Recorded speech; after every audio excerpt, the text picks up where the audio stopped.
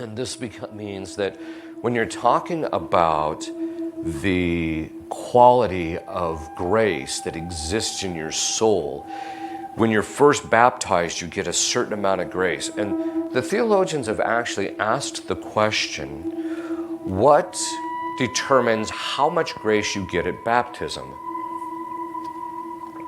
And it's kind of an interesting question.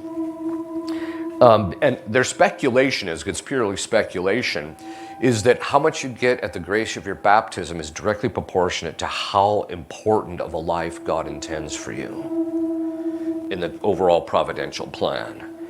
And so some people get more than others. However, this, because as I mentioned, it's an entitative habit, it can actually be increased.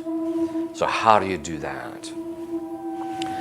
Well, the way you basically do it is through good actions. Now, we already know that through mortal sin it can be lost, but it can actually be increased by performing morally good actions. And in order to increase your sanctifying grace, there has to be three components. And these are the three components of merit, okay? And this is really important because without these three, your actions are not meritorious. So merit is based upon three things. One, you have to be in the state of sanctifying grace. You have to have sanctifying grace. Why do you have to have sanctifying grace?